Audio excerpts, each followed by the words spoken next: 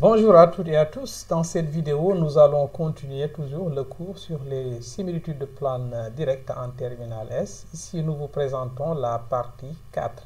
Dans cette partie 4, nous allons parler de la décomposition d'une similitude directe.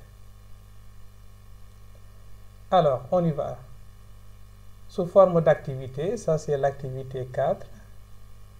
Soit S une similitude directe d'écriture complexe Z' est égal à AZ plus B. Petit 1, on suppose que A est égal à 1. Quelle est la nature de S? Petit 2, on suppose A différent de 1. Petit a, montrer que S admet un unique point invariant d'affixe appelé grand oméga, d'affixe petit oméga est égal à B sur 1 moins A. Petit b, on désigne par H l'homothétie de centre grand oméga et de rapport module de A, et R la rotation de centre grand oméga et d'angle θ, θ étant un argument de A. Montrer que S est égal à R rond H, c'est aussi égal à H rond R. Donc on y va pour la résolution. Soit S d'écriture complexe Z' est égal à AZ plus B. Avec ici M d'affixe Z et M' d'affixe Z', image de M par S. Bien, maintenant si A égale 1, dans le cas où A égale 1, alors qu'est-ce qu'on a? On a donc Z' qui est égal à Z plus B, puisque A égale 1. Donc ce qui veut dire que Z' moins Z est égal à B. Maintenant, on va noter par U l'affixe de B. Alors, nous pouvons en déduire que le vecteur MM' est égal au vecteur U. Ainsi, TU de M est égal à M', d'où S est égal à TU. Par conséquent, S est une translation. Maintenant, 2. On suppose donc dans la suite que A différent de 1. S admet donc un point invariant oméga d'affixe. Il suffit de calculer. Il suffit de résoudre l'équation Z égale à Z plus B, n'est-ce pas, pour trouver que oméga, c'est B sur 1 moins A. Donc, solution de l'équation Z est égal à AZ plus B. Maintenant, soit H, l'homothétie de centre grand oméga et de rapport module de A. Et R, la rotation de centre grand oméga et d'angle θ. θ étant un argument de A. Nous allons donc établir que S est égal à R rond H, c'est aussi égal à H rond R. Donc, désignons par M1 égale H de M, et M seconde est égal à R de M1. Alors, dans ce cas, nous avons bien que M seconde est égal à R rond H de M. Maintenant, posons M1 d'affixe Z1 et M seconde d'affixe Z seconde. Avec les écritures complexes, nous avons Z1 moins oméga qui est égal à module de A fois Z moins oméga. Et Z' moins oméga, n'est-ce pas, qui est égal donc à exponentielle de Iθ facteur de Z1 moins oméga. Ainsi donc, Z' moins oméga est égal à exponentielle de Iθ et on remplace Z1 moins oméga par sa valeur, c'est-à-dire module de A facteur de Z moins oméga. Ce qui veut dire donc que Z seconde moins oméga est égal à exponentielle de Iθ module de A facteur de Z moins oméga. Ce qui veut dire donc que Z' moins oméga est égal à, donc, A exponentielle de Iθ, c'est A, parce qu'on a le module de A et que un argument de A est θ, donc c'est A facteur de Z moins oméga. Donc, ce qui veut dire donc que Z seconde plutôt, est égal à A facteur de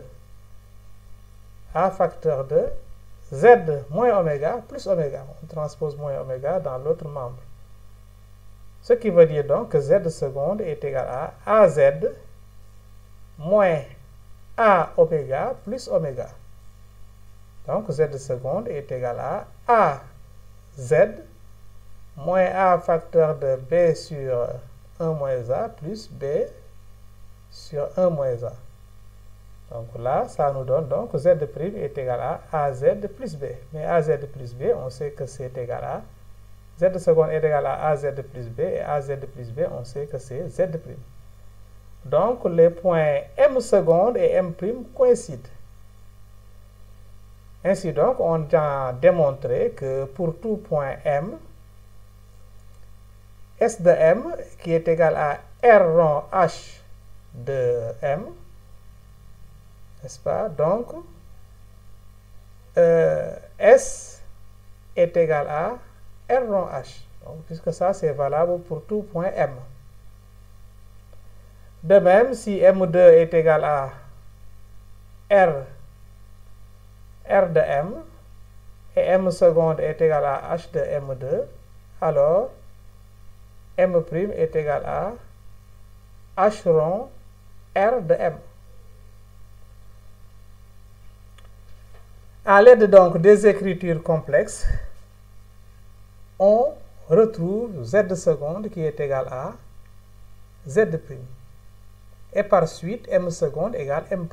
Donc, on fait une même démonstration que tout à l'heure. On démontre ainsi que pour tout point M, S de M est égal à H rond R de M. Par conséquent, S est égal à H rond R.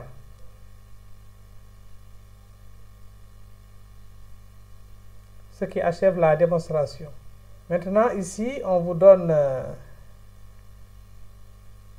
sur la décomposition, on vous dit ici que S, ici, S, c'est la similitude de centre A et d'angle, comment dire, de rapport 2 et d'angle moins pi sur 3. On décompose ça donc en rotation de centre A et d'angle moins pi sur 3, composé avec l'homothétie de centre A et d'angle, l'homothétie de centre donc A et de rapport 2. Vous voyez sur un dessin, ça veut dire que pour la première application que vous voyez ici, on commence pour chercher l'image du point M. On commence donc par l'homothétie. Donc on est ici, donc le centre c'est A. Puisque le rapport c'est 2, l'image du point M va donner un point M2. Et ensuite la rotation de centre A et d'angle moins pi sur 3 va amener le point M ici en un point M'. Donc pour l'autre application, c'est-à-dire H, l'homothétie de centre A est de rapport 2 rond, la rotation de centre A est d'angle moins pi sur 3. Donc là, on va chercher l'image de M. Donc vous voyez, on commence par la rotation. Donc on vient ici, ça nous donne le point M1. Et l'image de M1 par l'homothétie de centre A et de rapport 2 va donner le point M'.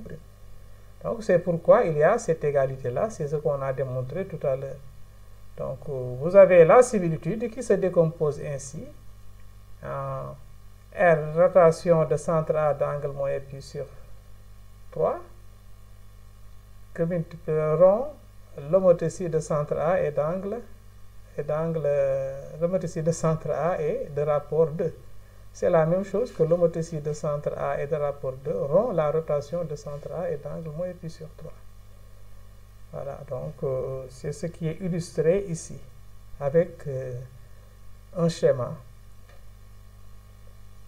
Voilà, donc c'est la fin de cette vidéo. Merci de l'avoir suivi et à la prochaine pour une autre vidéo, Inch'Allah.